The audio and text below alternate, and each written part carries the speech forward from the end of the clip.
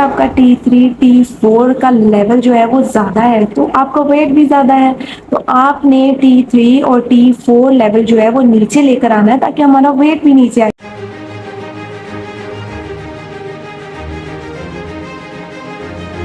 Hello, अस्सलाम वालेकुम, कैसे हैं आप सब? उम्मीद है कि आप सब खैर खैरियत से होंगे। आज की हमारी वीडियो बहुत ही शॉर्ट होने वाली है, ठीक है? ये हमारा बहुत ही अहम टॉपिक है और मुझे बहुत ज़्यादा इस चीज़ की डिमांड की गई कि हमें थोड़ा-सा ब्रीफली समझाया जाए कि हम जो डाइट प्लान फ़ॉलो कर रहे हैं, हमारा वेट नहीं जा रहा, वेट नहीं जा रहा। जब उनसे रीज़न पूछी गई, उसकी वजह पूछी गई, तो उसमें ये फाइंड हुआ कि वो थायरॉइड के पेशेंट हैं। तो मैं आपको यहाँ पे ये बताती चलूँ कि थायरॉइड के जो पेशेंट होते हैं उनको बहुत सारी चीज़ें जो हैं वो मना होती हैं, लेकिन वो इस अवेयरनेस से जो है वो गाफिल होते हैं, उन्हें नहीं पता होता और हम हर चीज़ खा रहे होते हैं कि हम खा सकते हैं, लेकिन थायरॉइड के पेशेंट जो हैं उनको बहुत एहतियात करनी पड़ती है उनके डाइट प्लान में।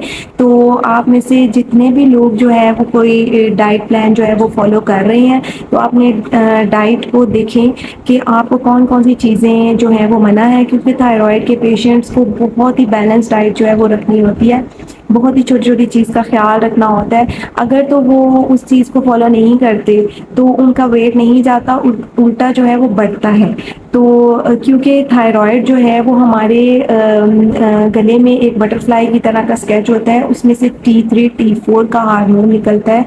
अगर वो दोनों ही बैलेंस नहीं है, तो हम हेल्दी नहीं हैं। उसको बैलेंस करने के लिए हमारी डाइट में बहुत सारी चीज़ें ऐसी होती हैं जो कि हमने नहीं खानी होती, ताकि हमारा जो T3 T4 है वो बैलेंस रहे और हमारा वेट जो है वो जाता रहे। तो यहाँ पे मैं आपको ये भी बताती चलूँ कि अगर आपने अपना T3 T4 अगर आपका कम है तो आपका वेट कम है, और अगर आपका T3 T4 का लेवल जो है वो ज़्यादा है तो आपका वेट भी ज़्यादा है। तो आपने T3 और T4 लेवल जो है वो नीचे लेकर आना है ताकि हमारा वेट भी नीचे आए। तो T3 T4 किस तरह से नीचे आएगा कि हमारे डाइट में जो चीज़ें शामिल हैं उनमें से कौन कौन सी चीज़ें हमें मना है, या हमने कम खानी है, या किस तरह से खानी है, किस तरह पका के खानी है। तो इन तमाम टिप्स को, इन तमाम चीज़ों को अपने जहन में रखते हुए जो है वो आपने फॉलो अप लेना उसका। तो इसमें मैं आपको ये बताती चलूँ कि मोटा-मोटा, यानी कि थोड़ा-थोड़ा आपको बताती चलूँ कि हमें हमारे जो बहन और भाई हैं, उनको क्या-क्या चीज़ें नहीं लेनी चाहिए। सबसे पहले तो हमें ग्रीन वेजिटेबल्स नहीं लेनी चाहिए। अब आप सोच रहे होंगे ग्रीन वेजिटेबल्स ना लें तो हम क्या खाएँ? ग्रीन वेजिटेबल्स वो वाली जिनके चौड़े पत्ते होते हैं, जिस तरह गोभी का फूल होता है उसके नीचे बड़े-बड़े लीव्स होते हैं, तो आप गोभी ना खाएँ, आप कैबेज ना खाएँ, आप बंद गोभी ना खाएँ, आप ब्रोकली ना खाएं, ठीक है? इस तरह की जो ग्रीन वेजिटेबल्स वाली डाइट है वो आप ना लें।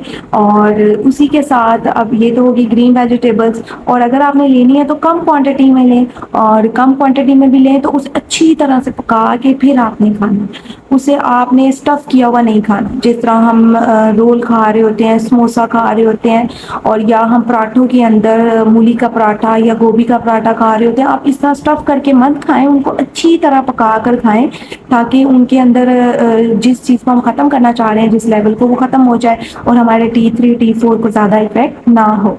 तो इसी तरह हमारे पास नेक्स्ट है कि हम कैफ़ीन बहुत ज़्यादा यूज़ करते हैं।